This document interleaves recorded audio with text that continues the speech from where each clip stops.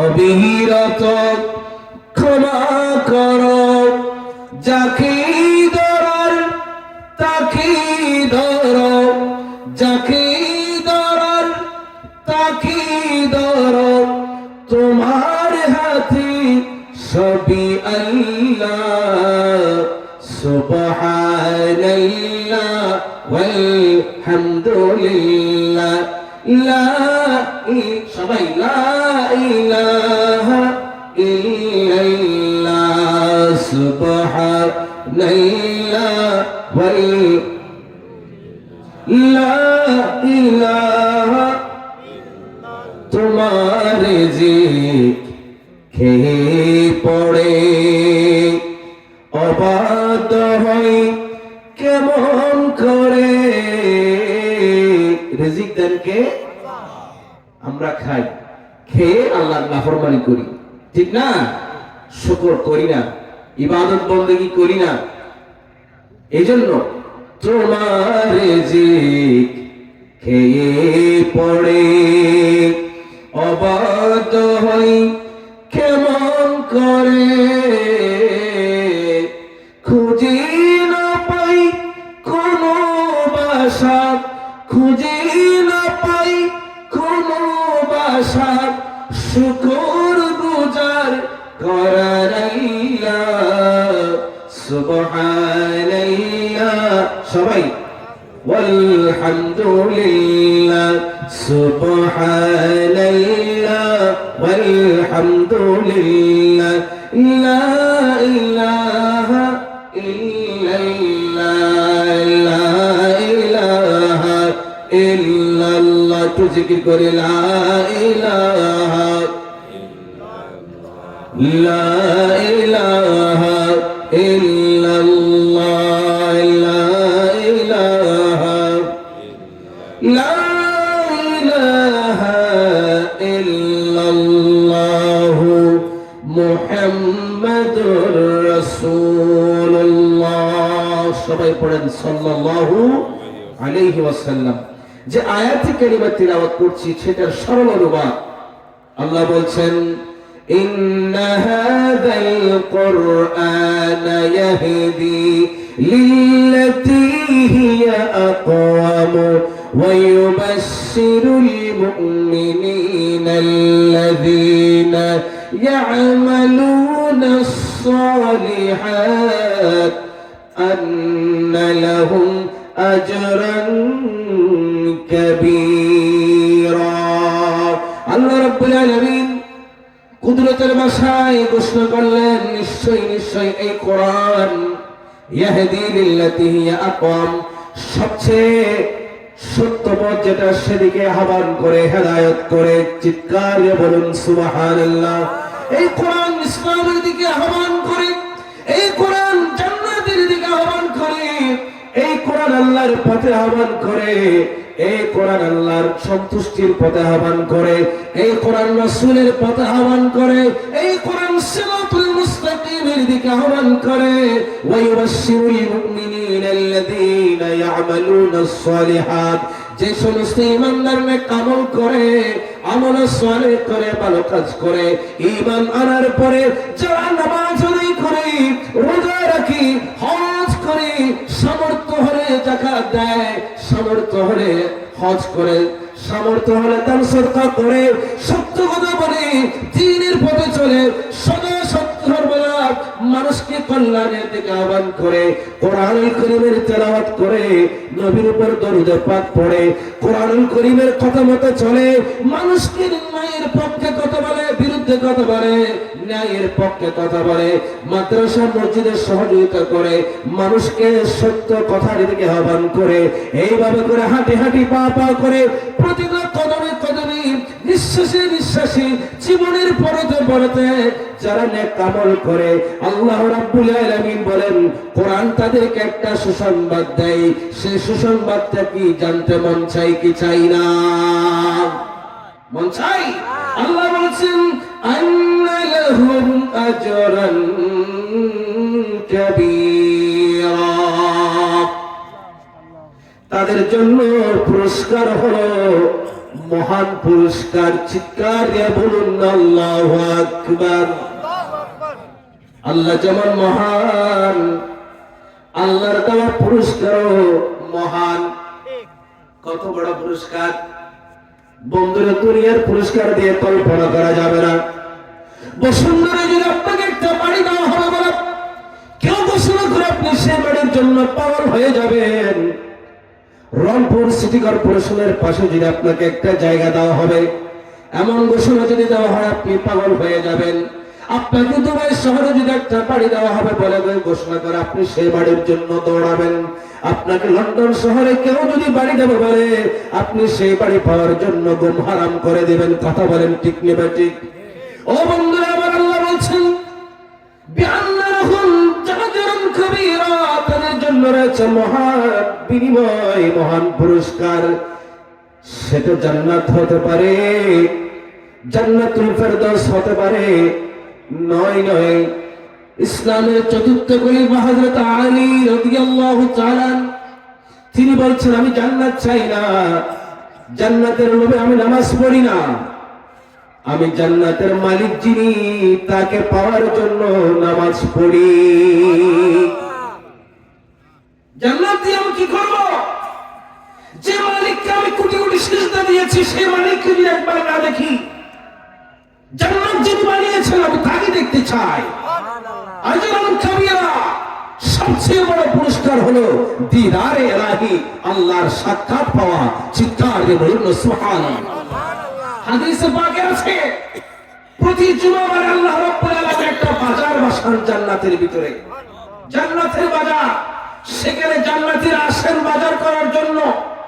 সেখানে কিছু কিছু জান্নাতীদেরকে আল্লাহ আল্লাহর দিদার দান করে তাজাল্লিয়াত দেখা দেন। সুবহানাল্লাহ। তারা বাজার করে যখন বিবিদের সাথে চলে যায়, হুরদের সাথে যখন সাক্ষাৎ করে, জান্নাতে বিবি থাকবে না? কথা বলেন না ঠিক কিনা? এক একজনের সাথে কতজন যে বিবি হবে? বাংলার জমিনে বিশ্বের মধ্যে 4 জনের অধিক কেউ বিবাহ করতে পারবে না। একজনের অধিক যদি বিবাহ করে তার জীবনে অনেক কঠোর নেমে আসে, যন্ত্রণা নেমে আসে, জ্বালাতন নেমে আসে। কিন্তু জান্নাতের ভিতরে আল্লাহ রাব্বুল আলামিন এক একজন পুরুষকে কমপক্ষে 70 জন বিবি শাদী করাবে। কয়জন? সেখানে কোনো ঝগড়া, এখানে 2 জন বিবি হলে ঝগড়া লাগে কি লাগে না? জান্নাতের ভিতরে 70 জন নয়, 700 জন, 7000 থাকলেও কোনো ঝগড়া নেই। আমার আল্লাহ জান্নাতের বাজারে জান্নাতীদেরকে আনবেন, সেখানে এনে জান্নাতীরা বাজার করবেন। কিছু কিছু জান্নাতীদেরকে আল্লাহ সেখানে কুদরতের তাজাল্লি দেখাবেন। সারা আল্লাহর নূরে কুদরতের সেই তাজাল্লি দেখে তাদের চেহারার মধ্যে একটা ফোকাস এসে যাবে। সুবহানাল্লাহ বলেন। তারা চলে যাবে, বিবিদের কাছে গিয়ে দেখা হবে। বিবিরা বলবে কোন জায়গায় গিয়েছো বলো? তোমরা যাওয়ার সময় তো তোমাদের চেহারাগুলো তো এত সুন্দর ছিল না, কিন্তু আসার পরে তোমাদের চেহারার মধ্যে কেমন যেন একটা নূর চমকাচ্ছে, কেমন যেন একটা ঝলক এসছে। কি দেখেছো তোমরা বলো? তখন জান্নাতীরা বলবে গিয়েছিলাম জান্নাতের বাজারে, বাজার সাজার করে আসার সময় আল্লাহ ডাক দিয়েছেন, ও বান্দারে তুমি জান্নাতের বাজারে শুধু কি বাজার করার জন্য এসেছো? নাই নয়, আমি এই জান্নাতের বাজারে তোমাকে ডেকে এনেছি বাজার করার পাশাপাশি আমি আল্লাহ আমার কুদরতের মহিমা সৌন্দর্য তোমাকে দেখানোর জন্য ডেকে এনেছি। তুমি আমার কুদরতের মহিমাটা দেখে অন্তরকে শান্তি করে নাও। সুবহানাল্লাহ। তখন হুররা বলবে আমরাও যদি দেখতাম, আল্লাহকে যদি আমরাও দেখতে পেতাম। তখন কিছু কিছু হুরদেরকেও আল্লাহ রাব্বুল আলামিন জান্নাতের ভিতরে আল্লাহর দিদার দান করবেন। সুবহানাল্লাহ। তাদেরকে যারা আমলে সালেহ করে, নেক আমল করে, কষ্টের ভিতরে কষ্ট হচ্ছে তারপরে কোরআনের কথা শুনবার জন্য বসে আছেন, আর আমার আল্লাহ আসমান থেকে ডাক দিচ্ছেন বান্দা কষ্ট করে আমার কোরআনের কথা শুনবার জন্য বসে আছো। ফেরেশতারা আমাদেরকে তন্ন তন্ন করে খুঁজছে, কোথায় কোরআনের মাহফিল চলছে, কোথায় নবীর মাহফিল চলছে, কোথায় হাদিসের মাহফিল চলছে, কোথায় জিকিরের মাহফিল চলছে। আসমানের ফেরেশতারা বলছে ও আল্লাহ, দুনিয়াতে একটা লাইট জ্বলতেছে, সেটা বদরগঞ্জে একটা লাইট জ্বলতেছে। আমার আল্লাহ বলেন সেটা লাইট নয়, সেটা আমার কোরআন কোরআনের মাহফিল চলছে, সেটা তো আমার রাসূলের মাহফিল চলছে। আল্লাহ বলবেন ফেরেশতারা যারা এই মাহফিলে বসে কোরআনের আলোচনা শুনছে, রাসূলের শান ও মানের কথা শুনছে, তাদেরকে ঘোষণা করে দাও এই মাহফিল থেকে উঠার আগেই আমি আল্লাহ তাদেরকে মাফ করে দিয়েছি। এই যে মাহফিলে লাইট জ্বলতেছে না, জ্বলতেছে কিনা?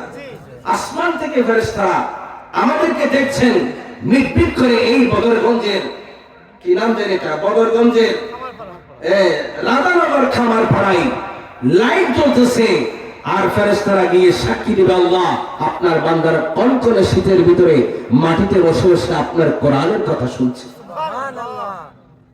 পুরস্কার কি? আল্লাহ বলবেন যাও ঘোষণা করো আমি তাদেরকে মাফ করে দিয়েছি। সুবহানাল্লাহ, আল্লাহু আকবার বলেন।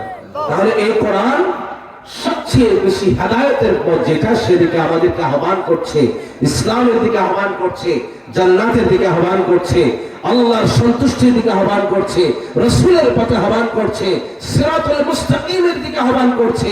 সেদিকে আমরা যেতে রাজি আছি কি নাই? সবাই বলেন যেতে রাজি আছি কি নাই? এরপর আল্লাহ রাব্বুল আলামিন কোরআনুল কারীমের সূরা ইউনূসের ৫৭ নম্বর আয়াতের মধ্যে কোরআনুল কারীমের ব্যাপারে বান্দার কাছে স্পষ্ট করে পরিচয় তুলে ধরলেন। কোরআনের ঘরে বসেছি, কোরআনের মাহফিলে বসেছি। সে কোরআন সম্পর্কে আল্লাহ বলেন ইয়া আইয়ুহান নাসু ক্বাদ জাআকুম মাউইযাতুম মির রাব্বিকুম ওয়া শিফাউল লিমা ফিস সুদূর। আল্লাহু আকবার। আমার আল্লাহ বলছেন হে মানব জাতি, তোমাদের কাছে তোমাদের রবের পক্ষ থেকে নসিহত এসেছে, ওয়াজ এসেছে। কি এসেছে? ওয়াজ বলেন না কি? ওয়াজ মানে হচ্ছে নসিহত এসেছে, উপদেশ এসেছে। কার পক্ষ থেকে? বন্ধুরা আমার, মুরব্বীদের উপদেশ যদি শুনেন জীবনটা সফল হয়। কথা বলেন ঠিক না বেঠিক? মুরব্বীর কথা না মানলে যুবকরা বিপদে পড়ে, ঠিক না বেঠিক? আর আমার আল্লাহ বলেন তোমার রবের পক্ষ থেকে ওয়াজ এসেছে। ওয়াজ ওয়াজ সেটা আমি মৌলবীর ওয়াজ নয়, পৃথিবীর কোন মুহাদ্দিসের ওয়াজ নয়, কোন মুফাসসিরের ওয়াজ নয়। সেটা কার ওয়াজ? আলেম ওয়াজ করেন। আল্লাহ বলেন আলেমের ওয়াজ গুলো আলেমের নয়, বরং সে ওয়াজ হচ্ছে আমার ওয়াজ। সে ওয়াজ কার? ওয়াজ আমরা করি না, করেছেন কে? আগে আল্লাহ ওয়াজ করেছেন। আল্লাহ বলেন আল্লাহর পক্ষ থেকে, তোমাদের রবের পক্ষ থেকে তোমাদের কাছে এসেছে নসিহত, উপদেশ এসেছে। ওয়াশিফাউল লিমা ফিস সুদূর, শুধু নসিহত নয়, এটা হলো রোগের ওষুধ। কলবের রোগ হয়েছে, কলবের ভিতরে গুনাহের রোগ হয়েছে, আছে কি নাই? কলবে গীবতের রোগ আছে, আছে কি নাই? মিথ্যা কথার রোগ আছে, কলবের ভিতরে সুদ খাওয়ার রোগ আছে, কলবের ভিতরে নামাজ ছেড়ে দেওয়ার রোগ আছে। আমার আল্লাহ বলছেন এই কোরআন যদি তোমার সামনে থাকে, কোরআনের নসিহত যদি তোমার সামনে থাকে, কোরআনের উপদেশ যদি তোমার সামনে থাকে, তাহলে তোমার শরীরে, তোমার কলবে, বুকের ভিতরে যত রোগ হোক না কেন সব রোগগুলো নিরাময় হয়ে যাবে। কলবের রোগ দূর করার ওষুধ কি? জোরে বলেন না বাবা। কোরআনুল কারীমের আলোচনা, কোরআনুল কারীমের তিলাওয়াত। ডায়াবেটিসের ওষুধ আছে না নাই? গ্যাস্ট্রিকের ওষুধ আছে না নাই? আলসারের ওষুধ আছে না নাই? কিন্তু মনের যে রোগ, সেই রোগের ওষুধ আমার মামা ডাক্তার সাহেবের কাছে পাওয়া যাবে না।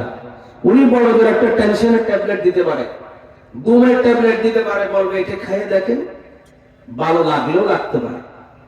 কিন্তু আমার আল্লাহ বলছেন বান্দা তোমার কলবের ভিতরে যত ধরনের রোগ থাক না কেন, এই কোরআন যদি তোমার সাথে থাকে, তুমি যদি কোরআনের বন্ধুত্ব গ্রহণ করে নিতে পারো, তোমার কলবের সব রোগগুলো দূর হয়ে যাবে। আল্লাহ বলছেন ওয়াহুদান ওয়া রাহমাতুল লিল মুমিনিন, এই কোরআন মানব জাতির জন্য হেদায়েত, এই কোরআন মানব জাতির জন্য একটা গাইডলাইন। এই কোরআন মানব জাতির জন্য রহমত, এই কোরআন মুমিনদের জন্য রহমত। জোরে বলেন সুবহানাল্লাহ।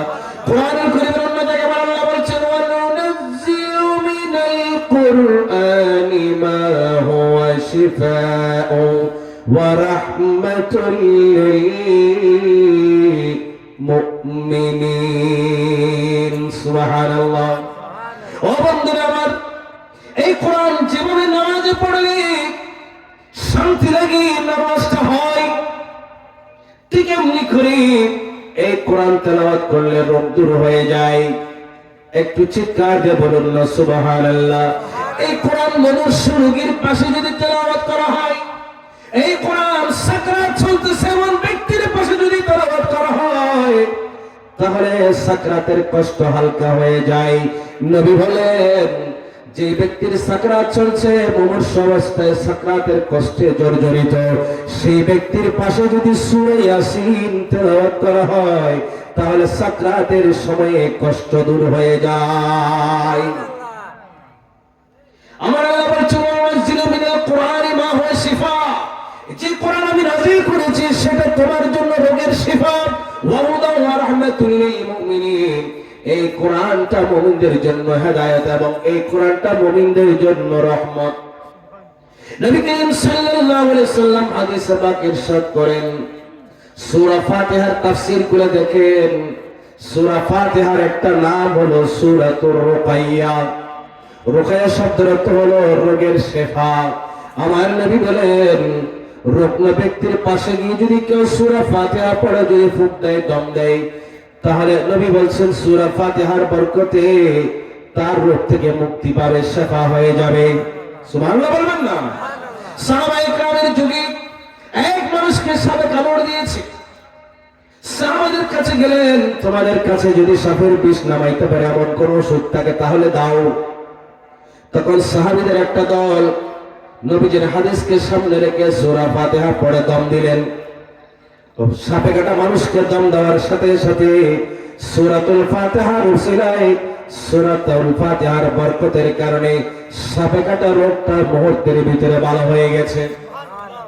ওই রোগটা রোগ থেকে সেবা পাওয়ার পরে বিষ দূর হয়ে যাওয়ার সাথে সাথে খুশি হয়ে সাহাবীদেরকে উপহার দিলেন। কি দিলেন? উপহার দিলেন। কতগুলো দুম্বা দিলেন, বেড়া দিলেন, উট দিলেন। সেগুলো সাহাবারা নিয়ে গেলেন রাসূলের দরবারে। ইয়া রাসূলুল্লাহ, এক ব্যক্তিকে সাপে কামড় দিয়েছিল, তাকে আমরা সূরা ফাতিহা পড়ে দম দিয়েছি, সে ভালো হয়ে গেছে, খুশি আমাদেরকে হাদিয়া দিয়েছে, এগুলো আমাদের জন্য জায়েজ হবে কি হবে না? রাসূল বললেন, তোমাদের জন্য এগুলো জায়েজ হবে। এইজন্য রমজানুল কারীমে হাফেজ সাহেবরা কোরআন তেলাওয়াত করে আমাদেরকে তারাবির মাধ্যমে কোরআন তেলাওয়াত করে শোনাই, আমরা তাদেরকে হাদিয়া দেই কি দেই না? এটা ওই হাদিস থেকে এসেছে। চিৎকার দিয়ে বলুন সুবহানাল্লাহ। আমার আল্লাহ বলছেন, ও আমার বান্দারা, এই কোরআন যখন কেউ তেলাওয়াত করে,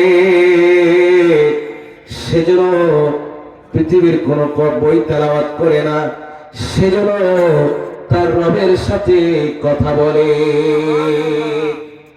কোরআন তেলাওয়াত করা মানে কি? রবের সাথে কথা বলা।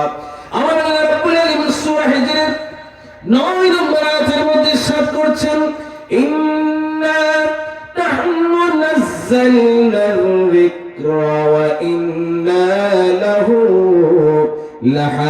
লাহাফিযুন। আমি তোমাদের জন্য একটা জিকির পাঠিয়েছি। কি পাঠিয়েছি? জিকির, জিকির, জিকির। কোরআন মানে কি? আল্লাহ জিকির। কোরআন মানে হলো নবীর জিকির। ইমামে গজ্জালি রাহিমাহুল বারি তিনি বলছেন, কোরআনটাকে একটু পড়তে গেলাম, গবেষণা করতে গেলাম, গবেষণা করতে গিয়ে দেখি কোরআনের প্রতিটা হরফে হরফে, নক্তায় নক্তায় যা কিছু আছে সবগুলো হচ্ছে মুহাম্মদুর রাসূলুল্লাহ সাল্লাল্লাহু তাআলা আলাইহি ওয়াসাল্লামের প্রশংসা।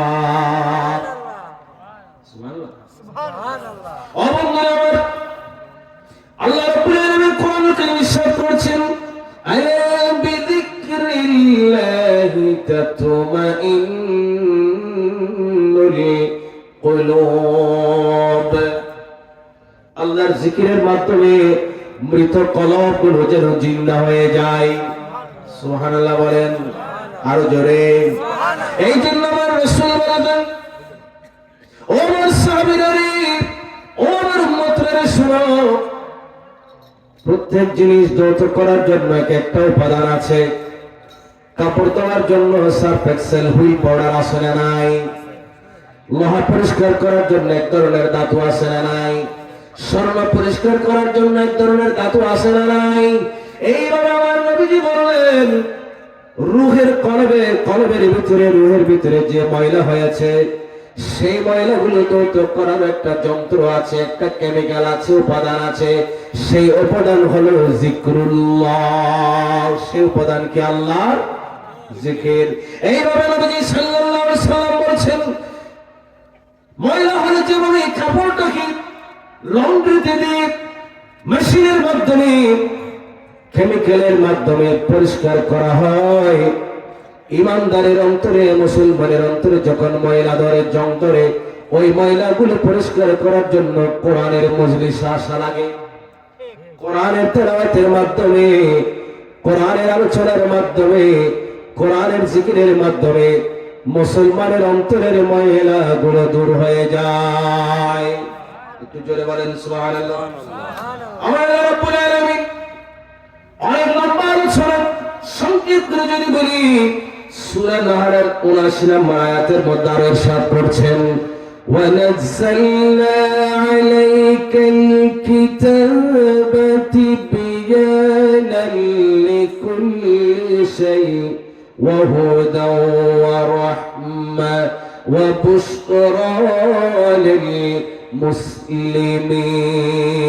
আল্লাহু আকবার। মুসলমানরা কোন সমস্যা আছে না নাই? ফিলিস্তিনের মুসলমানরা কেমন সমস্যা আছে? আপনি যখন মিডিয়াতে একটু তাকাইবেন, চোখ দিয়ে পানি ঝরবে, হৃদয়টা দুমড়ে মুচড়ে উঠবে, খানখান হয়ে যাবে। সিরিয়ার মুসলমানরা সমস্যায় আছে না নাই? কাশ্মীরের মুসলমানরা সমস্যায় আছে না নাই? বাংলার মুসলমানেরও সমস্যায় আছে, ঘরে ঘরে সমস্যা। কেন? আল্লামা ইকবাল রহমতুল্লাহ আলাইহি বলেন, ও জামানে মে মুআজ্জাজতে মুসলমান হোকর, এমন একটা জামানা ছিল মুসলমানরা সম্মানের পাত্র ছিল, মুসলমানদেরকে সবাই ভয় পাইত। কথা বলেন ঠিক না বেঠিক? এমনকি মুসলমানদেরকে বনের হিংস্র বাঘ, হিংস্র প্রাণী, সিংহরা পর্যন্ত সমীহ করত। কিন্তু আজকের মুসলমানকে একটা কুকুরও সমীহ করে না। কথা বলেন ঠিক না বেঠিক? কেন? কেন? আজ হাম হার হই তারকে কুরআন হোকর, আজকের মুসলমানরা কোরআন ছেড়ে দেওয়ার কারণে, কোরআনের নসিহত ছেড়ে দেওয়ার কারণে, কোরআনের আদর্শ ছেড়ে দেওয়ার কারণে মুসলমানদেরকে একটা কুকুরও সমীহ করে না। কথা বলেন ঠিক কিনা? ও বন্ধুরা আমার, ফিলিস্তিনের মুসলমানেরা, কাশ্মীরের মুসলমানেরা, মায়ানমারের মুসলমানেরা, পাকিস্তানের মুসলমানেরা, বাংলার মুসলমানেরা, গোটা বিশ্বের মুসলমান, তোমরা যদি আবার আগের মতো সৌর্য বীর্য উদ্ধার করতে চাও, হারাম ঐতিহ্য যদি উদ্ধার করতে চাও, সম্মান যদি উদ্ধার করতে চাও, তাহলে আবারও কোরআনের কাছে ফিরে আসতে হবে।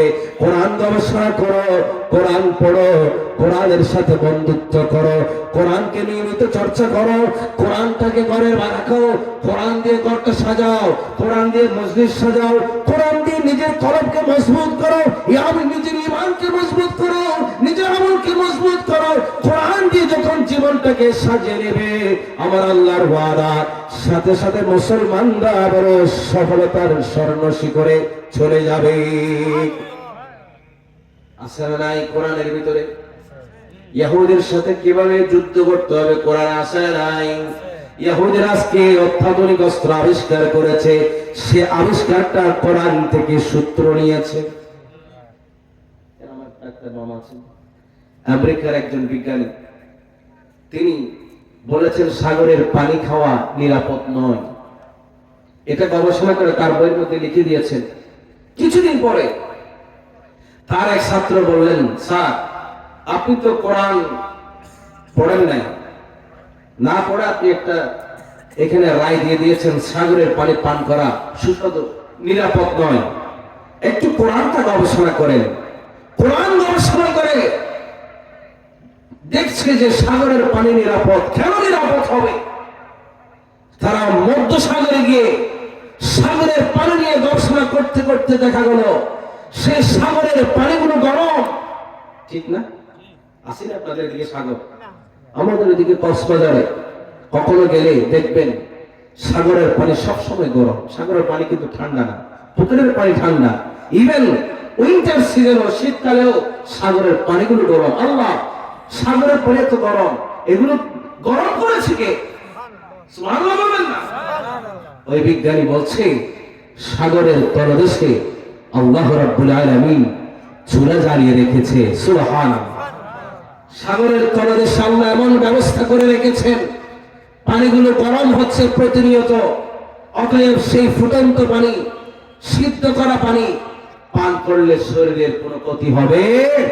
ওই বিজ্ঞানী বলছে আমার থিওরি বলছিল, কোরআন গবেষণা করে সত্য প্রমাণ হয়েছে সাগরের পানি পান করা সবসময় নিরাপদ। সুবহানাল্লাহ। আল্লাহ রাব্বুল আলামিন বলছেন ওয়া নাযালনা আলাইকাল কিতাবা তিবয়ানান লিকুল্লি শাই। নবী গো, আমি আপনাকে এমন কিতাব দিয়েছি, ও মুসলমানরা তোমাদেরকে আমি এমন কিতাব দিয়েছি যে কিতাবের ভিতরে আমি আল্লাহ সবকিছুর বয়ান রেখে দিয়েছি। যে কোরআনের ভিতরে আমি কোভিড-19 এর চিকিৎসা কিভাবে হবে সেটাও রেখেছি। যে কোরআনের ভিতরে সিরিয়া আবার মুসলমানদের দখলে আসবে সেটাও আছে। ফিলিস্তিন আবার মুসলমানদের দখলে আসবে সে কথাও কোরআনের ভিতরে আছে। আমার আল্লাহ বললেন তিবিয়ানাল লিকুল্লি শাই, সব কিছুর বর্ণনা যে কিতাবের ভিতরে আছে সেই কিতাবের নাম কি? কোরআন। আল্লাহ বলছেন এই কোরআনটা হুদান, মানব জাতির জন্য, মুসলমানদের জন্য, মুমিনদের জন্য হেদায়েত। এই কোরআনটা রহমত ওয়া বুশরা লিল মুসলিমিন। এই কোরআনটা মুসলমানদের জন্য একটা সুসংবাদ। সুবহানাল্লাহ বলেন। এটা কি সুসংবাদ? কোরআন এসেছে মুসলমানদের জন্য, সুসংবাদ এসেছে। কোরআনের মাহফিল হয়েছে মুসলমানদের জন্য সুসংবাদ। কথা বলেন ঠিক কিনা? কোরআনের ঘর হয়েছে, মাদ্রাসা হয়েছে মুসলমানদের জন্য খুশির সংবাদ। ঠিক না? খুশিরা বাজার। ও বন্ধুরা আমার, আপনার ঘরে অভাব আছে, আপনার পকেটের স্বাস্থ্য খারাপ, কি করবেন? হাই হাই করলে পকেটের স্বাস্থ্য তো ভালো হবে না, আরেকজনের পকেট মারলে তো স্বাস্থ্য ভালো হবে না। ঘরে গিয়ে বউকে ফিটাইলে আর্থিক অবস্থা কি ভালো হবে? ভালো হবে না। আপনার আর্থিক অবস্থা কিভাবে ভালো হবে সেই তীরটা কোরআনের মধ্যে আল্লাহ দিয়েছেন। চিৎকার দিয়ে বলুন না সুবহানাল্লাহ। হযরত ওমর ইবনে খাত্তাব রাদিয়াল্লাহু তাআলা ইসলামের দ্বিতীয় খলিফা, হযরত ওমর রাদিয়াল্লাহু তাআলা ওর জামানায় এক যুবক আসলো, হুজুর আমি যুবক, পরিশ্রম করি, কাজ করি, কিন্তু অভাব চাই না, কি করব? আমার বাক্যটা কিভাবে পরিবর্তন হবে? একটু সাজেশন দেন। পকেটের স্বাস্থ্য ভালো করার জন্য একটু চিকিৎসা দেন। হযরত ওমর আল ফারুক রাদিয়াল্লাহু তাআলা বলেন, যুবক যাও, ঘরে গিয়ে ওযু কালাম করে কোরআনটা নিয়ে বসো, তোমার পকেটের স্বাস্থ্য ভালো হয়ে যাবে। ওই যুবক ঘরে চলে গেলেন, সাথে সাথে ওযু কালাম করে কোরআন নিয়ে বসলেন, তেলাওয়াত করতে করতে পেয়ে গেলেন ওয়া বিস-সামাই রিজকুকুম, তোমাদের রিজিক হলো আসমানে। কোথায়? যদি এমন কিছু আমল আছে সে আমলগুলো করলে আসমান থেকে রিজিক বর্ষণ হবে। আসমানে থাকা রিজিকগুলো জমিনে নামবে, জমিনে লুকায়ে থাকা রিজিকগুলো আল্লাহ রাব্বুল আলামিন জমিন থেকে আপনার জন্য উঠাইয়া দিবেন। সুবহানাল্লাহ।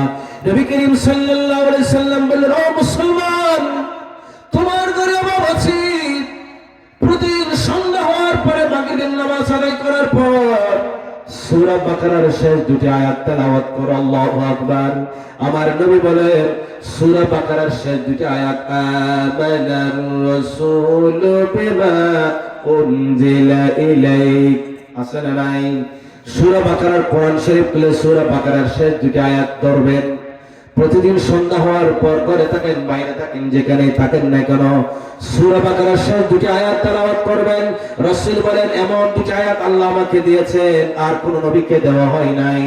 এই দুটি আয়াত, এই দুটি কোরআনের আয়াত নয়, বরং এই দুটি হলো জান্নাতের গুপ্ত ধন সমূহের মধ্যে দুটা ধন আমাকে দেওয়া হয়েছে। আরো জোরে সবাই বলেন সুবহানাল্লাহ। এদিকে বলেন সুবহানাল্লাহ, মুখ খুলে বলেন সুবহানাল্লাহ। আমার নবী বলেন উম্মত, তোমার ঘরে যদি বরকত চাও, অভাব যদি দূর করতে চাও, প্রতিদিন মাগরিবের নামাজের পরে ঘরে সূরাতুল বাকারার দুটি আয়াত তেলাওয়াত করবে। শয়তান দূর হয়ে যাবে, অভাব দূর হয়ে যাবে, তোমার ঘরে বরকত নেমে আসবে। সুবহানাল্লাহ বলেন। নবী করিম সাল্লাল্লাহু আলাইহি ওয়াসাল্লাম বললেন একজন সাহাবী দুনিয়া থেকে ইন্তেকাল করে যেতে চাচ্ছেন, তার বেশ কয়েকজন মহিলা নারী আছে, কন্যা সন্তান আছে। তাকে অন্যান্য সাহাবীরা বলছেন তোমার কন্যাগুলোর কি অবস্থা হবে, তোমার ইন্তেকালের পরে তারা কিভাবে চলবে? ওই সাহাবী বললেন শুনো, আমি আমার রাসূলকে বলতে শুনেছি যে ঘরের মধ্যে প্রতিদিন রাতে সূরা ওয়াকিয়া তেলাওয়াত করা হবে, সেই ঘরের মধ্যে কোনোদিন অভাব আসবে না। সূরা ওয়াকিয়া পড়েন তো আপনারা, সবাই পড়বেন। সূরা রহমানের পরে সূরা ওয়াকিয়া আসলে নাই, পড়বেন। নবী বলেন সূরা ওয়াকিয়া নিয়মিত তেলাওয়াত করলে সেই ঘরের মধ্যে কোনোদিন অভাব আসবে না। একইভাবে আমার নবী সাল্লাল্লাহু আলাইহি ওয়াসাল্লাম বললেন কারো ঘরে যদি অভাব থাকে সেজন্য বেশি বেশি করে সূরা ফালাকটা পড়ে, কুল আউযু বিরাব্বিল ফালাক মিন শাররি মা খালাক ওয়া মিন শাররি গাসিকিন ইযা ওয়াকাব ওয়া মিন শাররিন নাফাযাতি ফিল উকাদ। ভালো লাগে? কষ্ট হয় আপনাদের? শেষ করে দিব। নবী করিম সাল্লাল্লাহু আলাইহি ওয়াসাল্লাম বললেন এই সূরাটা বেশি বেশি পড়ার কারণে রিজিকের দরজা যদি বন্ধ হয়ে যায়, রহমতের দরজা যদি বন্ধ হয়ে যায়, এই সূরা বেশি বেশি তেলাওয়াত করার কারণে রিজিকের দরজা খুলে যাবে। আমার রাসূলের দরবারে একজন সাহাবী আসলেন, ইয়া রাসূলুল্লাহ, আমার ঘরে সবসময় অভাব লেগে থাকে, কি করব? সারাদিন কাজ করি, পরিশ্রম করি, ক্ষেত খামারে কাজ করি, গাড়ি চালাই, এরপরেও তকদীর পরিবর্তন হয় না। সূরা ইখলাস শরীফের তাফসীরটা একটু খুলে দেখুন, তাফসীরে কাবীরের মধ্যে ঘটনা এসেছে। ওই সাহাবী আমার রাসূলকে আরজি করলেন, ইয়া রাসূলুল্লাহ, পরিশ্রম করার পরও ভাগ্য পরিবর্তন হয় না, কি করতে পারি? রাসূল বললেন তুমি যখন ঘরে ঢুকবে, ঘরে কেউ থাকবে না, থাক তুমি আগে সালাম দেবে। কি করবে? সালাম দেবে। সালাম দেওয়ার পরে তিনবার সূরা ইখলাস শরীফ তেলাওয়াত করবে। সূরা ইখলাস, কুল হুয়াল্লাহু আহাদ আল্লাহুস সামাদ লাম ইয়ালিদ ওয়া লাম ইউলাদ ওয়া লাম ইয়াকুল লাহু কুফুয়ান আহাদ। তুমি ঘরে প্রবেশ করে দুঃখমাত্র কারোর সাথে কথা বলার আগে, ঘরে কেউ থাকবে না, তা তুমি ঘরে কদম রাখার সাথে সাথে সালাম দিয়ে তিনবার সূরা ইখলাস শরীফ পাঠ করবে, এই আমলটা করবে।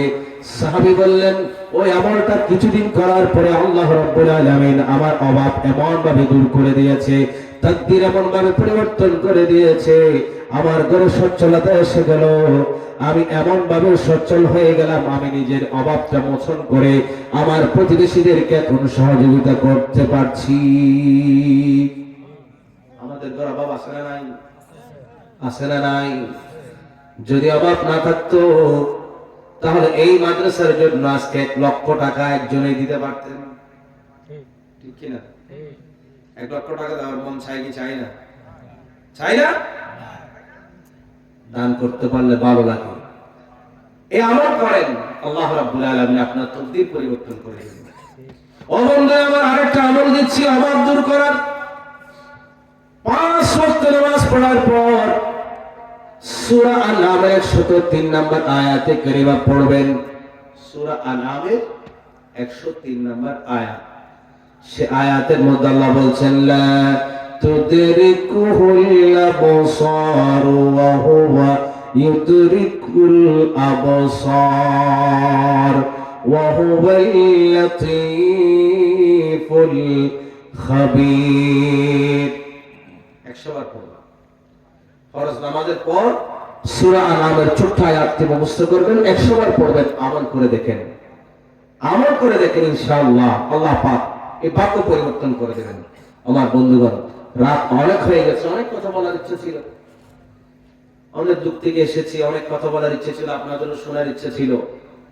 সময় আমাদেরকে সেই সুযোগ দিচ্ছে না, ঠিক কিনা? আর একটু সামনের দিকে যাই, ইনশাআল্লাহ আমরা আমাদের আলোচনা শেষ করব। আল্লাহুম্মা সাল্লি আলা সাইয়্যিদিনা মাওলানা মুহাম্মাদ ওয়া আলা আলি সাইয়্যিদিনা মাওলানা মুহাম্মাদ। এতক্ষণ ধরে আমরা কোরআনের মহত্ব, কোরআনের মর্যাদা সম্পর্কে শুনেছি। যারা এই কোরআন তেলাওয়াত করবে তাদের ব্যাপারে একটু শুনতে মন চাই না? সবাই কোরআন তেলাওয়াত করেন তো? সবাই পারেন তো? সবাই না পারলেও কোরআনটা খুলে একটু দেখবেন, কোরআনের দিকে তাকায়া থাকবেন। রাসূল করিম সাল্লাল্লাহু আলাইহি সাল্লাম ইরশাদ করছেন, আন-নাযরু ইলাল মাসহাফি ইবাদাতুন। ও বাবা, কোরআন বলে গিয়েছেন চোখে দেখেন না, এরপরেও কোরআনের উপর আঙ্গুলটা ছাড়াইবেন, কোরআন শরীফের দিকে আপনি তাকায়া থাকবেন। কারণ নবী বলছেন কোরআনের দিকে তাকাইলেও সওয়াব আছে, কোরআন ছুঁইলেও সওয়াব আছে, কোরআন পড়লেও সওয়াব, শুনলে সওয়াব, কোরআনের দিকে তাকাইলে সওয়াব, কোরআনটাকে স্পর্শ করলেও সওয়াব আছে। শিক্ষা দিয়ে বলুন না সুবহানাল্লাহ। রাজা সিং কি নাই, চোখের পানি ছেড়ে দিয়ে কোরআনের প্রতিটা লাইনে লাইনে আঙ্গুলটা ছাড়াইবে না। এই আঙ্গুলটা একদিন আপনার পক্ষে সাক্ষী দেবে, আল্লাহ আপনার এই বান্দা কোরআন পড়তে জানে না, ভুলে গিয়েছে, শিখতে পারে নাই, কিন্তু কোরআনকে মহব্বত করেছে। আমি কোরআনের উপরে তার একটা আঙ্গুল প্রতিদিন নিয়মিত চালাই, তো এই আঙ্গুল আজকে আপনার এই বান্দার পক্ষে সাক্ষী দিচ্ছে, আল্লাহ এই বান্দাকে আপনি কোরআনের ওসিলায় মাফ করে দেন। সুবহানাল্লাহ। দিতে পারেন কি পারেন না? পারেন। ও বন্ধুরা আমার, আল্লাহ রাব্বুল আলামিন গোটা সৃষ্টি জগৎ সৃষ্টি করার 1000 বছর আগে, এই সৃষ্টি জগৎটা সৃষ্টি করার 1000 বছর আগে আল্লাহ রাব্বুল আলামিন নিজেই সূরা ইয়াসিন শরীফটা তেলাওয়াত করছেন, সূরা তাহা তেলাওয়াত করছেন। ফেরেশতারা এই তেলাওয়াত শোনার পর ফেরেশতারা বলতে লাগলো, এই কিতাবটা যাদের কাছে যাবে তারা কতই না সৌভাগ্যবান। সুবহানাল্লাহ বলবেন না? এই কিতাবটা যাদের উপরে নাজিল হবে তারা কতই না সৌভাগ্যবান। এই কিতাব যারা হিফজ করবে, মুখস্থ করবে, তারা কতই না সৌভাগ্যবান। এই কিতাব যারা তেলাওয়াত করবে তারা কতই না সৌভাগ্যবান। নবী বলছেন, আল্লাহ রাব্বুল আলামিন কে সাক্ষী রেখে ফেরেশতারা বলছিল সেদিন, এই কিতাব যারা হিফজ করবে, এই কিতাব যারা তেলাওয়াত করবে তারা দুনিয়াতেও সুখী হবে, আখিরাতেও তারা সুখী হবে। সুবহানাল্লাহ। আরেকটু জোরে বলেন সুবহানাল্লাহ। ও বন্ধুরা আমার, নবী করিম সাল্লাল্লাহু আলাইহি ওয়াসাল্লাম বললেন, কিয়ামতের দিন 3টা ব্যক্তি একটা কালো মেশকের উপরে বসে থাকবে। 3 শ্রেণীর মানুষ। কয় শ্রেণীর? 3 শ্রেণীর মানুষ কিয়ামতের দিন নিরাপদে কালো মেশকের উপরে অবস্থান করবে। যেদিন কেউ কারো হবে না, কেউ কারো, সবাই নফসি নফসি করবে। এক একটা মুহূর্ত যাবে এমন হবে 50,000 বছর সময় অতিক্রম করছে, একটা মুহূর্ত এত লম্বা হবে। কিয়ামতের ময়দান এমন হবে, মানুষ সাগরে মানুষ গামতে গামতে মাত্র 2 হাত উপর থেকে সূর্য তাপ দিবে। মানুষ ওই তাপে গামতে গামতে মানুষের শরীর থেকে গাম বের হতে হতে গোটা ময়দানে মাহশরটা গামে ভরপুর হয়ে যাবে। মানুষ গামের সাগরে সাঁতার কাটবে, গামগুলো মানুষের কান দিয়ে ঢুকে যাবে, নাক দিয়ে ঢুকে যাবে, মানুষ হাবুডুবু খাবে। ওই দিন 3 শ্রেণীর মানুষ কালো মেঘের উপরে বসে বসে নিরাপদ থাকবে। সুবহানাল্লাহ। এক শ্রেণীর মানুষ হলো যারা আল্লাহর সন্তুষ্টি অর্জন করার জন্য দুনিয়ায় বসে বসে কোরআন শরীফটা তেলাওয়াত করেছিল। কি তেলাওয়াত করেছিল? কোরআন তেলাওয়াত করেছিল তারা। 2 নম্বর হলো যারা মানুষের ইমাম হয়েছে, মসজিদের ইমাম আছে না নাই? আমাদের সাথে আছে না নাই? যারা মসজিদের ইমাম হয়েছে, মানুষের ইমাম হয়েছে, এবং মানুষ যাদেরকে ভালো মতো গ্রহণ করে নিয়েছে, মহব্বত করেছে, মানুষ তাদের প্রতি সন্তুষ্ট ছিল, ওই ধরনের ইমাম। যারা কোরআন তেলাওয়াত করেছে আল্লাহকে খুশি করার জন্য, ওই ধরনের মানুষ। আর যারা মানুষের ইমাম হয়েছে, ওই 3 শ্রেণীর মানুষ কালো মেঘের উপরে নিরাপদে বসে বসে অবস্থান করবে। সুবহানাল্লাহ। জোরে বলতে মন চাই না? কষ্ট হয় আপনাদের? কষ্ট হয় বন্ধুরা?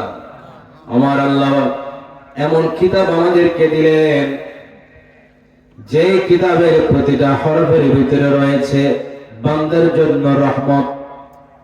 হযরত ওমর ইবনুল আস সবাই পড়েন রাদিয়াল্লাহু তাআলা ইরশাদ করতে লাগলেন, ও বান্দা, ও নবীর উম্মতরা শোনো, কোরআনের প্রতিটা আয়াত যেন জান্নাতের এক একটা স্তর, এক একটা সিঁড়ি। সুবহানাল্লাহ। কোরআনের প্রতিটা আয়াত যেন জান্নাতের এক একটা সিঁড়ি। যারা এই আয়াতগুলো তেলাওয়াত করবে, কোরআন শরীফ যারা তেলাওয়াত করবে, তাদের জন্য জান্নাতের সিঁড়িগুলো পার করা সহজ হয়ে যাবে। আরো জোরে সুবহানাল্লাহ।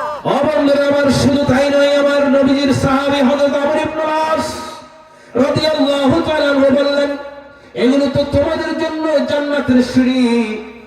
আর দুনিয়াতে তোমাদের ঘরের প্রদীপ, বাতি বাতি, যে ঘরের মধ্যে কোরআন তেলাওয়াত হবে সেই ঘরে যেন বাতি জ্বলে, আর যে ঘর থেকে কোরআন চলে যাবে সেই ঘরটা যেন অন্ধকার হয়ে যাবে, সেই ঘরটা যেন শয়তানের বসতভিটায় পরিণত হবে। তোরা বলেন নাউজুবিল্লাহ। যে ঘরে কোরআন চলে যাবে সেই ঘরটা যেন বিরানভূমি হয়ে যাবে, ভূত প্রেত জিন্নাতের বসতভিটায় পরিণত হবে। এখন বলেন, আমরা কি আমাদের ঘরগুলো আবাদ রাখতে চাই, লাইটিং করে রাখতে চাই, নাকি শয়তানের বসতভিটায় পরিণত করতে চাই? চাই না।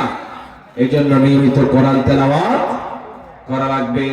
আমার নবীজির সাহাবী হযরত আবু হুরায়রা রাদিয়াল্লাহু তাআলা বলেন, যে ঘরে কোরআন তেলাওয়াত করা হয় সেই ঘরের মধ্যে আল্লাহর রহমত নাযিল হয়, সেই ঘরটা ঘরের বাসিন্দাদের জন্য প্রশস্ত হয়ে যায়, সেই ঘর থেকে শয়তান বিতাড়িত হয়ে যায়, সেই ঘরের মধ্যে ফেরেশতা নাযিল হয়ে যায়।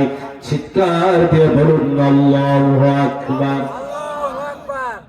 আমার নবীর একজন উম্মত, তাবিঈদের মধ্যে অন্যতম একজন শ্রেষ্ঠ তাবিঈ, বিশ্ববিখ্যাত মুফাসসির হযরত সুফিয়ান সাওরী রাদিয়াল্লাহু তাআলা বলতে লাগলেন, যে ঘরের মধ্যে যে বান্দা নিয়মিত কোরআন মাজিদ তেলাওয়াত করে, মনোযোগ আছে আপনাদের?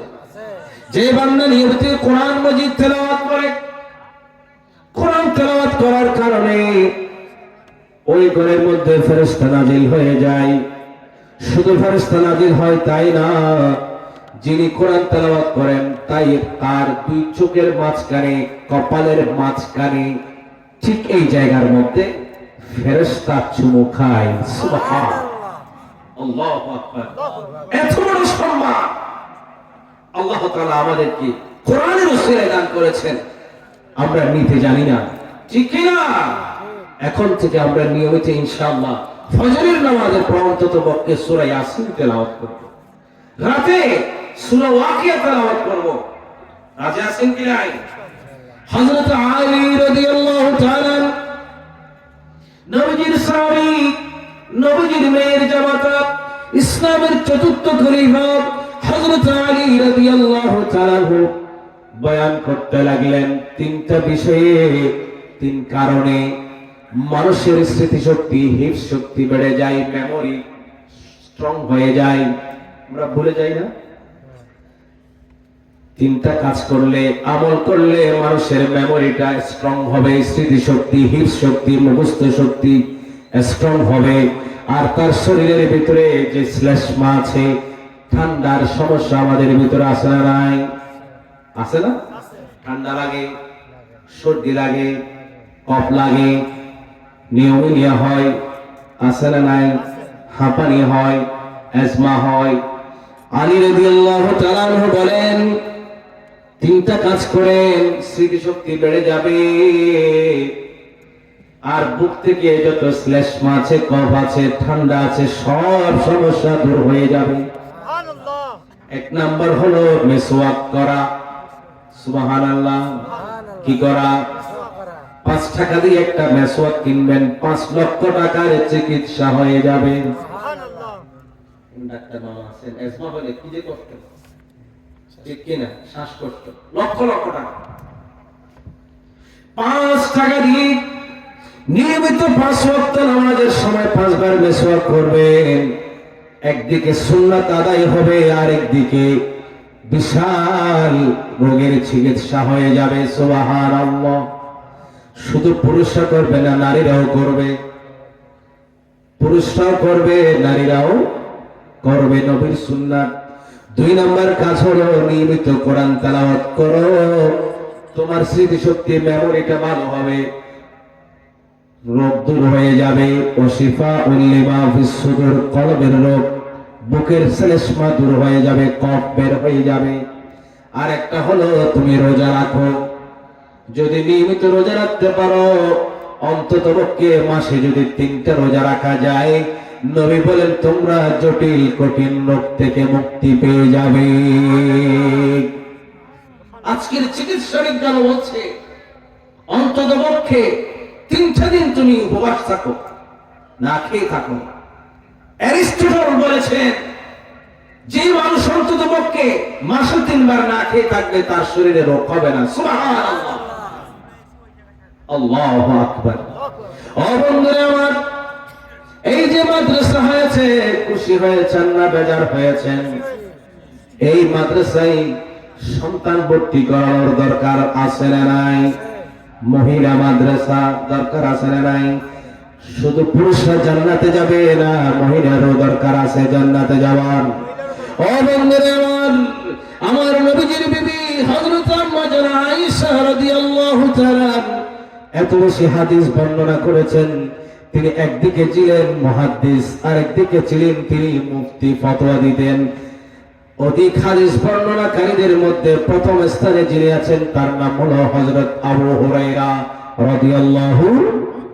2 নম্বরে যিনি আছেন তিনি হলেন হযরত আম্মা জানা আয়েশা রাদিয়াল্লাহু তাআলা। ইসলামের মধ্যে নারীদের যত মাসালাগুলো বের হয়েছে সেগুলো আম্মা জানা আয়েশা রাদিয়াল্লাহু তাআলা আনহার মাধ্যমে বেশিরভাগ মাসালা ইসলামের মধ্যে এসেছে। ও বন্ধুরা আমার, নারী বলে অবহেলা করা যাবে? আগের যুগে নারীদেরকে শিক্ষিত করা হতো না, এখন সেটা নাই। ইসলাম বলে তালাবুল ইলমি ফরিদাতুন আলা কুল্লি মুসলিমিন ওয়া মুসলিমা, মুসলমান নর নারী প্রত্যেকের উপরে ইলম অর্জন করা ফরজ। এই নারীদের সম্মান, ইজ্জত, নারীর অধিকার প্রতিষ্ঠা করবার জন্য আমার আল্লাহ রাব্বুল আলামিন কোরআনুল কারীমে একটা সূরা দিয়েছেন। সেই সূরার নাম হলো সূরাতুন নিসা। নারীর আরবি হলো নিসা। নিসাকে আরবিতে কি বলা হয়? নারী। আরবিতে বলা হয় নারীকে নিসা। আল্লাহ রাব্বুল আলামিন নারীর মর্যাদা বোঝানোর জন্য, এস্টাবলিশ করার জন্য কোরআনুল কারীমে নারীদেরকে নিয়ে স্পেশাল একটা সূরা দিলেন, সূরাতুন নিসা। পুরুষদেরকে আরবিতে বলা হয় রেজাল। কোরআনুল কারীমে রেজাল নামে কোন সূরা আছে?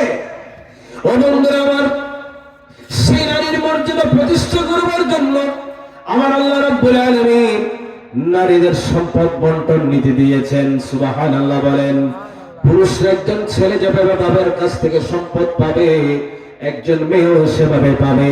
কোরআন বলছে লিযযাকারি মিসলু হাজ্জিল উনসায়াইন, একজন নারী যা পাবে একজন পুরুষ তার দুই ভাগ পাবে, ডাবল পাবে। সুবহানাল্লাহ।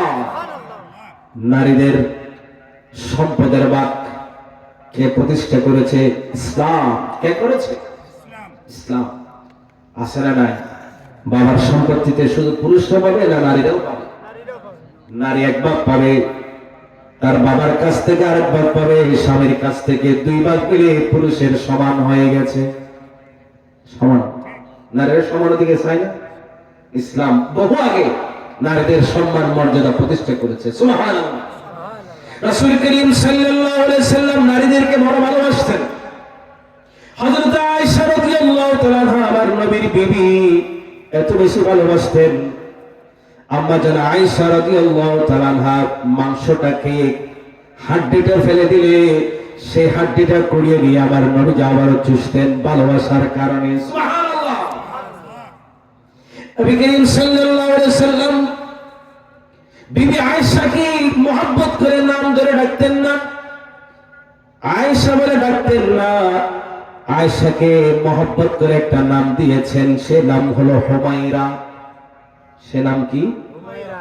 বিবিদেরকে মোহাব্বত করে বিভিন্ন নামে ডাকা যায়, শিক্ষা দিয়েছেন কে? নবী করিম সাল্লাল্লাহু আলাইহি ওয়াসাল্লাম। হযরত আয়েশা যখন রেগে যেতেন তার চেহারাটা লাল হয়ে যেত।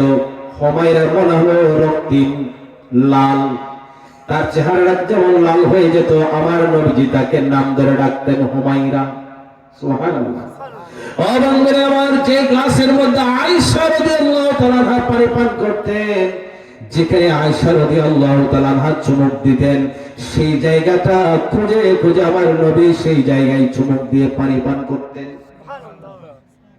নারীদেরকে স্ত্রীদেরকে ভালোবাসতেন, দরকার আছে না নাই?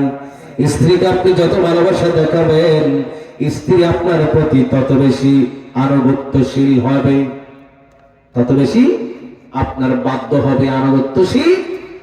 ও বন্ধুরা আমার, আমার নবীজি কন্যাকে ভালোবাসতেন।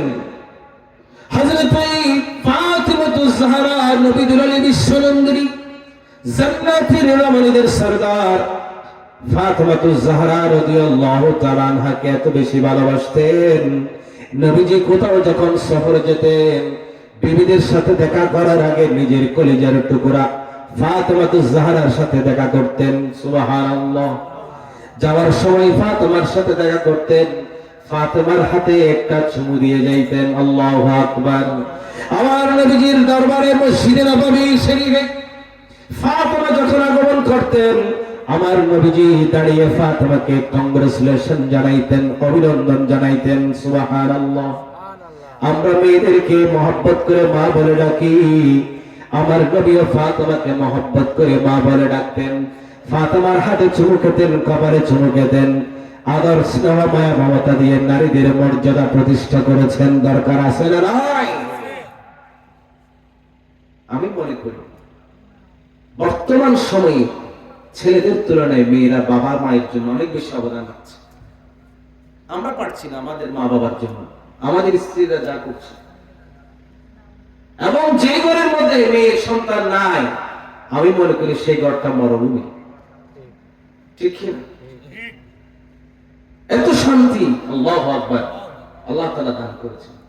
রাসূল করিম সাল্লাল্লাহু আলাইহি সাল্লাম বললেন, ও আমার উম্মতরা শোনো, নারীদেরকে, কন্যা সন্তানদেরকে অবহেলা করবে না, তাদেরকে দ্বীনি শিক্ষায় শিক্ষিত করো।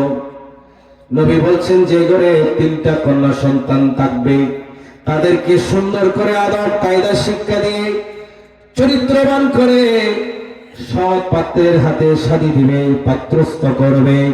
নবী বললেন, সেই বাবা জান্নাতে আমার সঙ্গী হয়ে যাবে। নবীজির সঙ্গী হতে চান কি চান না? সাহাবী বললেন, ইয়া রাসূলুল্লাহ, সবার তো তিনটা মেয়ে নাও থাকতে পারে, যদি দুইটা থাকে। নবী বলছেন, দুইটা কন্যা সন্তানের বাবা হলো সেও যদি দুইটা কন্যা সন্তানকে সুন্দর করে লালন পালন করে আদব কায়দা শিক্ষা দিয়ে দ্বীনি শিক্ষা শিক্ষিত করে কোরআন শিক্ষা দিয়ে নামাজ দোয়া শিক্ষা দিয়ে চরিত্রবান করে একটা ভালো চরিত্রের ছেলের হাতে শাদী দেয়, তাহলে সেই মেয়ের বাবাও জান্নাতে আমার সঙ্গী হয়ে যাবে। এই মাদ্রাসায় মেয়েদেরকে ভর্তি করিয়ে কোরআন শিক্ষা দেওয়ার দরকার আছে না? যে ব্যক্তি কোরআন পড়বে নবী বলছেন তার স্থান হবে সম্মানিত ফেরেশতাদের সাথে। কেরামিন বারারা হাদিসের ভাষা, তার স্থান হবে কার সাথে? ফেরেশতাদের সাথে। এই কোরআনকে ভালোবাসার দরকার আছে না নাই? কোরআনের ঘরকে ভালোবাসার দরকার আছে না নাই? কারা কারা ভালোবাসতে চান হাত তুলে দেখায়, সবাই হাত তুলে দেখান। নারায়ে তাকবীর, নারায়ে রিসালাত। কোরআনকে ভালোবাসলে ফায়দা আছে না নাই?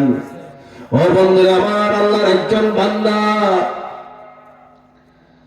কোরআনকে এত বেশি ভালোবাসতেন, কোরআনকে এত বেশি মহব্বত করতেন, তাবিদের মধ্যে অন্যতম তাবি। কোরআনকে এত বেশি মহব্বত করতেন, প্রতিদিন একটা করে কোরআনের খতম দিতেন। সুবহানাল্লাহ বলবেন না? কয়টা খতম দিতেন?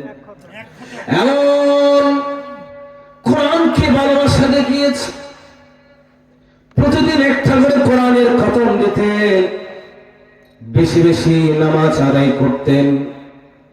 মৃত্যুর সময় যখন এসেছে আল্লাহ রাব্বুল আলামিন ডাক দিলেন, তুমি কি চাও বান্দা? বান্দা বলে, কিছু চাই না, দুনিয়াতে কোরআন ভালোবেসেছি, কোরআন নিয়েছিলাম, কবরে যাওয়ার পরও এই কোরআন যেন আমার সঙ্গী হয়ে থাকে। আরো জোরে বলেন, ও আল্লাহ, কোরআন যদি যেন আমার সঙ্গী হয়ে থাকে কবরেও, কবরে যাওয়ার পরে আমি কোরআন তেলাওয়াত করতে চাই, এই কোরআন ছাড়া আমি থাকতে পারবো না। আল্লাহ, কবরে যাওয়ার পরে আপনি যদি কোনো বান্দাকে নামাজ পড়ার অনুমতি দেন, সেটা যেন আমাকে দেন।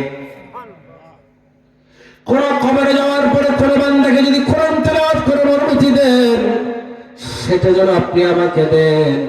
ওই বান্দার ইন্তেকাল হয়ে গেল, দাফন করার পরে তার কবরে একটা ইট পড়ে গেল। ইট পড়ে না? দাফন করার সময় অনেক কিছু পড়ে যায়, মোবাইল পড়ে যায়, গাছ বাস পড়ে যায়, সেটা তুলতে হয়। কবর ডাকলে যাওয়ার পরে যখন ইট পড়ে গেল, ইটটা তুলতে গিয়ে দেখা গেল ওই আল্লাহর বান্দা কবরে দাঁড়িয়ে দাঁড়িয়ে নামাজ আদায় করছে। তিনি এমন এক মুহাদ্দিস, তার হাদিস বুখারী শরীফে আছে। তার হাদিস কোথায় আছে? বুখারী শরীফে আছে। তিনি নামাজ পড়ছেন, এই ঘটনা তার এলাকার মধ্যে ছড়িয়ে পড়লো, এক কালবন সৃষ্টি হয়ে গেল, তার কবরটা মাটি চাপা দেওয়া হলো। ঘটনা এখানে শেষ নয়, দাফন করার বহুদিন পরেও তার কবরের পাশ দিয়ে যাওয়ার সময় গুনগুন গুনগুন করে কোরআন তেলাওয়াতের আওয়াজ শোনা যায়। কোরআনকে ভালোবাসলে ফায়দা আসে না নাই? কোরআনের ঘরকে ভালোবাসলে ফায়দা আসে না নাই? ও বন্ধুরা আমার, আপনার এলাকায়, আপনার পাড়ায় এই বাড়ি হয়েছে, কোরআনের ঘর হয়েছে, মাদ্রাসা হয়েছে, আমি মনে করছি প্রতিদিন 2 রাকাত অন্তত পক্ষে শুকরের নামাজ আদায় করা দরকার। এই মাদ্রাসাকে যদি ভালোবাসতে পারেন, কোরআনের ঘরকে যদি ভালোবাসতে পারেন, এই কোরআনের ঘর আপনার জন্য কিয়ামতের ময়দানে আল্লাহর দরবারে সুপারিশ করবে। রাসূল বললেন, যারা দুনিয়াতে কোরআন তেলাওয়াত করেছে, কিয়ামতের ময়দানে কোরআনের একটা সুন্দর অবয়ব হবে, আকৃতি হবে। কোরআনের সুন্দর আকৃতিটা ওই কবরে থাকা ময়্যতকে হাসরের ময়দানে উঠলে তার হাত ধরে আল্লাহর সামনে নিয়ে যাবে। আল্লাহ, এই বান্দা রাত ছিঁড়ে নাই, দিন ছিঁড়ে নাই, আরামের বিছানাকে হারাম করে দিয়ে, দুনিয়ার ব্যস্ততাকে ছুটি দিয়ে কোরআনের মহব্বতে বসেছিল, কোরআন তেলাওয়াত করেছিল। আল্লাহ আজকে আমি কোরআন সুন্দর আকৃতি নিয়ে তোমার এই বান্দাকে তোমার কুদরতের সামনে হাজির করেছি। আমি আজকে তোমার বান্দার জন্য সুপারিশ করছি, তুমি তোমার এই বান্দাকে কোরআন প্রেমিককে মাফ করে দাও। হাদিসে পাকে আছে কোরআন বান্দার জন্য সুপারিশ করবে। কোরআন যদি বান্দার জন্য সুপারিশ করে, আমি জানতে চাই কোরআনের সেই বড় কি আপনার জন্য সুপারিশ করতে পারে না? অতএব আমি আপনাদের কাছে বিনয়ের সাথে অনুরোধ রাখবো, এই মাদ্রাসাকে ভালোবাসবেন। আমি একটি মাদ্রাসা করেছি, ইকরা সুন্নিয়া মডেল মাদ্রাসা। মাদ্রাসাকে ভালোবাসবেন, মাদ্রাসা আপনাকে ভালোবাসবে। এই মাদ্রাসাকে কোরআনের গড়কে, হাদিসের গড়কে আপনি যদি সহযোগিতা করেন, এই গড়টা আপনার জন্য কিয়ামতের ময়দানে গড়ের ইট বালি সিমেন্ট গুলো আপনার পক্ষে কথা বলবে, আপনার জন্য শাফাআত করবে, সুপারিশ করবে। কথা বলেন ঠিক কিনা? আসুন কবি নজরুলের দুইটা করে দিয়ে আমরা আলোচনা শেষ করি। মুহাম্মাদের নাম জপেছিলি বলি বলিতে আগে,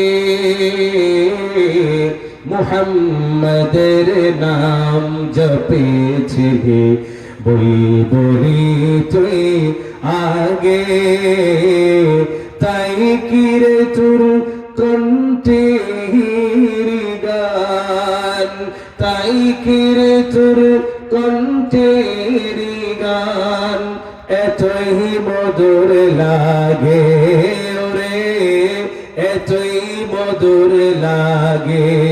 মুহাম্মাদের নাম জপেছিলি বলি বলি তুই আগে, ওরে গোলাপ তুই কি প্রথম ছুঁয়েছিলি নবীর কদম, তার কদমের খুশবু আজ, তার কদমের খুশবু আজ তোর আঁচরে জাগে ওরে, তোর আঁচরে জাগে।